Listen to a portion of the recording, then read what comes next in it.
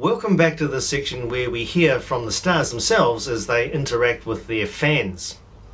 First up is the man himself, Leonard Nimoy, Mr. Spock, for his final appearance at a Star Trek convention. Now aged 80, he has decided to formally retire from all further convention activities. One of the most successful and widely loved of all the Star Trek films. He created, story, and produced Star Trek VI, The Undiscovered Country. The character he created, Mr. Spock, a character known for his intelligence, his dignity, his loyalty, and his slide. Roddenberry referred to as the conscience of Star Trek. Ladies and gentlemen, please welcome Leonard Nimoy!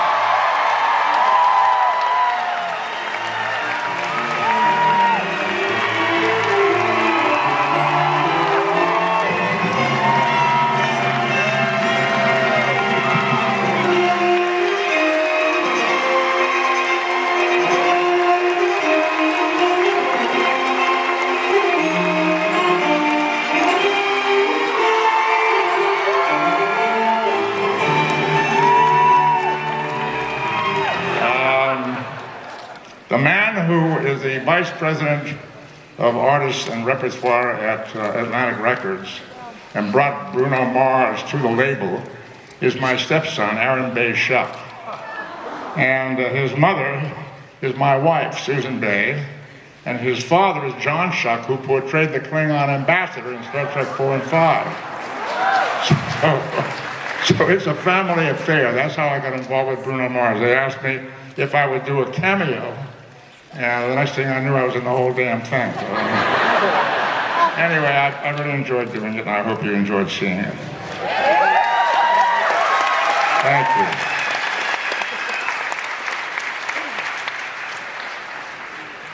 My parents came from Russia. They came to the United States as immigrants, turn of the century. They were aliens. They went to Boston. They became citizens. I was born in Boston, a citizen. I went to Hollywood, and I became an alien.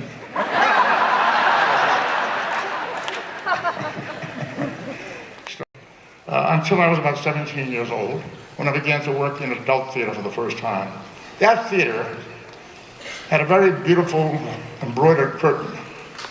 And on the front, at the bottom of the curtain, it said, embroidered in Gothic letters, it said, "Act well your part. There all honor lies." I took that very seriously. I thought, wow, it means something. It means something to be honorable. To act well means to be honorable, to bring honor to the work that you do. I took that very seriously. When I was 17, I acted in a play called Awake and Sing. And I was portraying a young guy just like myself. The character was about my age, and he was going through the same struggles I was going through. How do you, like all kids do at that age, how do you find the right path for yourself in life? How do you find the right career, the right job for yourself? How do you find the right partner for yourself, your girlfriend or whatever? How do you get along? How do you find out where you fit in this life? This character was having that struggle, and so was I. And I so identified with it that I thought, if I could do this kind of work for the rest of my life, work that would engage me this way and mean something to an audience, to enlighten an audience about the human condition, I would consider myself blessed. And I decided to become an actor. So I reported that to my parents, the Russian immigrants. My dad was a very unsophisticated, hard-working man. He was a barber, not a hairstylist, he was a barber. Stood on his feet and cut hair all his life. And I said, I want to be an actor, Dad.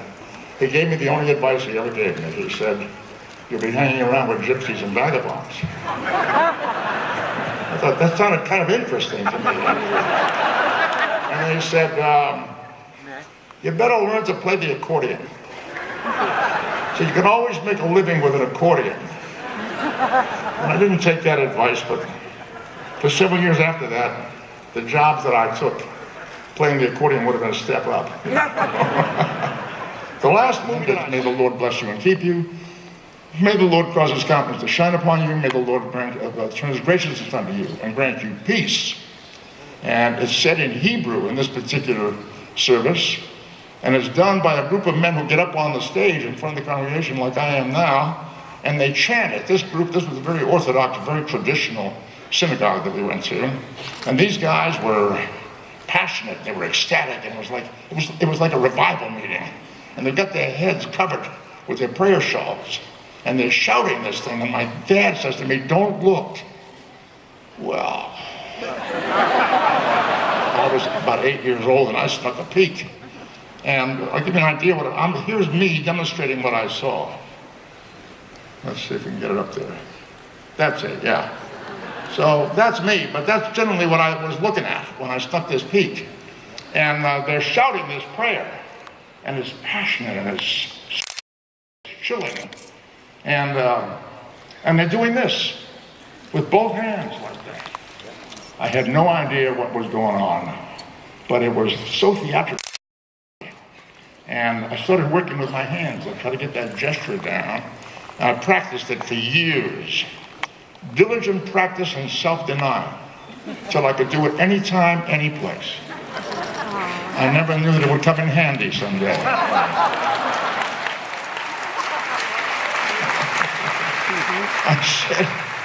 I said to the director, "How about if Vulcans do that?" He said, "Okay." So we went to see Yolowski, the actor who was playing T'Pau. We told her what was going to happen. He said, "Leonard will approach you, and he will do this, and you will return the gesture." But she had not spent the years of diligent practice and self-denial that I had. She was having trouble with it. But we worked it out. We got her hand, she got her hand in shape. Out of sight of the camera, she was holding it ready with her other hand, so that when the camera came to her, and it was her turn, she was ready, she raised her hand, and that's how we got it into Star Trek. That's how it happened.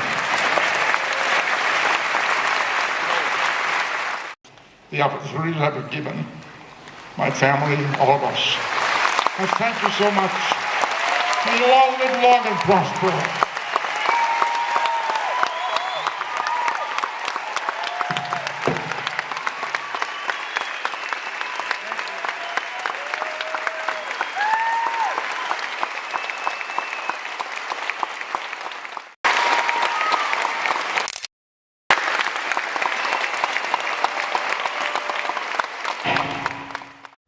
Next, we were entertained by James Darren, a former teenage idol and also an actor in Deep Space Nine. Or on a crowded avenue, you are here, so am I. Maybe millions of people go by, but they all disappear from view. 'Cause I only die for you. Next up is Sir Patrick Stewart with guest appearance from Kate Mulgrew and Bill Shatner. And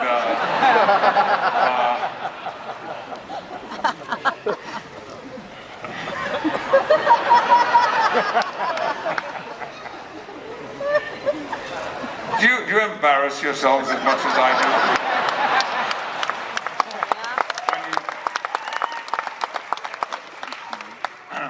When you just want to say, "Oh, shut up and sit down, Patrick," and let somebody else do the talking. So that's what I've been doing the past 6 months. I have been essentially living in Las Vegas, which I've always loved anyway. When we were filming Next Generation, all of us guys, Jonathan, LeVar, Michael, Brent, we would, not Will Wheaton, we would all, well, he's a kid, he's a little kid, you know. We would come here for weekends and have a fabulous time. And there has not been an occasion when I've not visited Las Vegas that I haven't thoroughly enjoyed. However, I arrived here after 10 o'clock last night, and I am leaving in about 2 hours' time. I know, it's sad, but I have a performance in Stratford on Avon.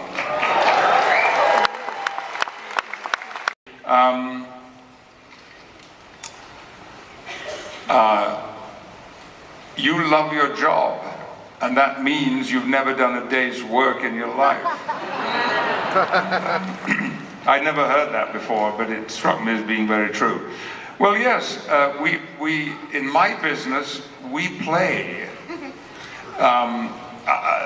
A film set, a television studio, a theater rehearsal room is a big, expensive nursery where we get to pretend that we're someone else and try to turn that pretense into a kind of reality which tells big truths and little truths. And in some of the work that I do and some of the plays that I do, tries to change the world for the better. And it's a great responsibility and a great honor to have that job. Thank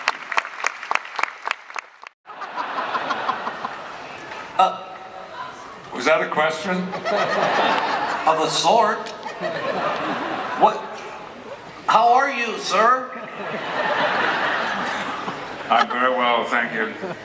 I haven't seen you since you were with the Queen. Are you still living there? No, that was just a visit. You don't live with Queen Victoria?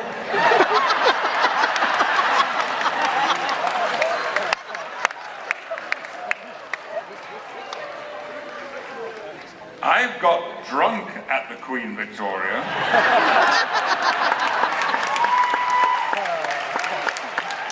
More than once, but maybe that reference is a little bit too obtuse for you. No? What did you call me?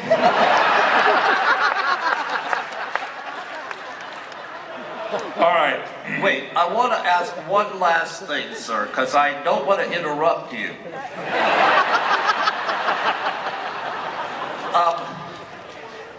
You played Captain Picard, is that right?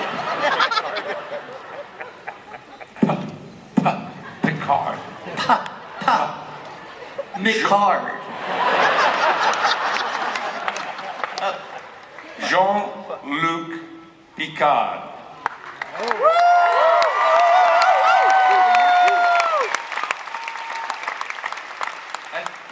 Was he German? No, he was French. Oh. Well, you're going to be on stage later with the man who played Captain Hook. Is that right? Captain Kirk. Captain Hook. Yeah. Yes.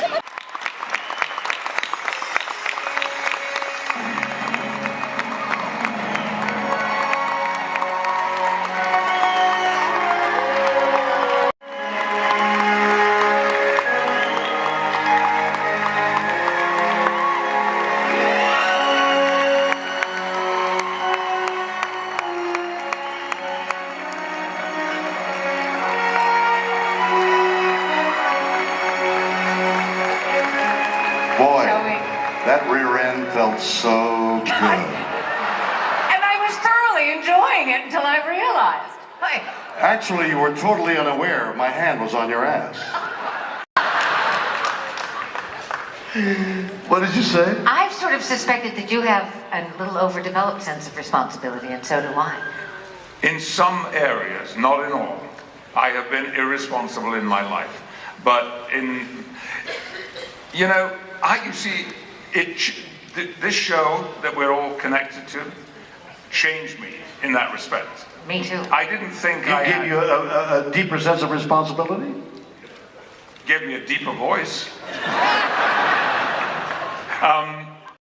The impact that they have had, that you all have had, on what I have seen and recorded has been enormous, and I'll speak more about that later.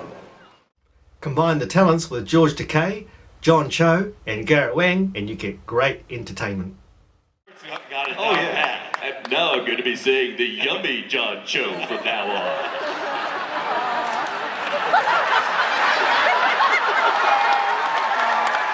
He's acting embarrassed. I'll tell you what he did in another play at East West Players. He came on stage, and the first thing he did on stage was pee at the audience. Right? You remember that one? Yes. What was that title? Funky, broke ass, something else. My tired, broke ass pontificating slapstick funk. It was. I remember thinking, even as a young child, I don't see anyone on television that looks like me, and it wasn't a great feeling. And you know, I think everyone of color in America probably has a memory of this when you would see someone that looked like you on television and call the whole family in and say, "We got an Asian on the television! Hurry before he goes away!" And as many of you may know, we had marriage equality in California in 2005, but our California legislature, both houses voted for marriage equality. But we had a governor then, a movie star, who campaigned by saying, "I'm from Hollywood, I've worked with gays and lesbians, some of my best friends are," and he won on that platform, Arnold Schwarzenegger, and all we needed after the Assembly and the Senate voted on marriage equality was the signature of the governor, and when he vetoed that, it was a betrayal of his own campaign promises. And ever since then, I've been an advocate against Arnold Schwarzenegger's position. But then our Supreme Court ruled for marriage equality 3 years ago, and we had marriage equality in California. And so Brad and I, who'd been together for 21 years at that time, decided to get married. And we did. And we're living happily ever after. But then Proposition 8 was put on the ballot to rescind marriage equality in California. And so we organized a program at the Democracy Forum of the Japanese American National Museum, and we got Asian American elected officials. This was aimed at the Asian American community to oppose Proposition 8. And he wanted to have a name that suggested all of Asia by that time, because Uhura represented all of Africa, Kirk represented all of North America, Scotty represented Europe, Chekhov represented Russia, and there has been a turbulent history there. And at that time, certainly in the 60s, we were locked in the coldest of cold wars, and he wanted to suggest that we've overcome that. And so he was looking at the map of Asia and saw the Sulu Sea, and he said, "The waters of a sea touch all shores." And so that's how he came up with that name. But actually, the Korean-Japanese issue was one that was troubling J.J. Abrams as well. And so before you were cast, J.J. asked me to have breakfast with him, and he shared with me, that dilemma. He didn't tell me it was you, but he said, that he had interviewed all the Asian actors that he could see, but he was most fascinated by an actor who was not Japanese American. He wanted to cast Japanese American because I happen to be a Japanese American. And he obviously did not know Gene Roddenberry's thinking. So I had to tell the same story that I told to you, to J.J. Abrams, before we had that conversation. And I assured him that as long as the actor is Asian, that's what matters. That was part of Gene Roddenberry's vision. And comforted by that, he cast you. So when we had that lunch, I thought, oh, here it is again. Which reminds me. And finally, a few words from David Gerrold, writer for Star Trek movies and many other movies. Luke Skywalker says, "There's nothing left for me here. Let's go rescue the princess." He says, "Take me to Alderaan. Let's go do this." We'll sell my land speeder. And he must love that land speeder. We'll sell my land speeder. That'll pay for a trip on the Millennium Falcon. God, what a piece of shit this ship is. You want us to fly in that crap? Hey, kid, she'll make the Kessel run in 12 parsecs. All right, but yeah, at some point, when the problem is locked, the hero or the heroine recognizes, this is my problem. This is my circumstance. Now, we go back to Princess Leia. Luke, you just turned off your targeting computer. Is everything all right? Yeah, everything's fine. That's so you'll know he turned off the targeting computer and he's using the Force. Okay? And Luke uses the Force, blows up the Death Star, comes home, everything's all over. As soon as you shift to, I can handle it, it's just something to do, you do it and the story's over.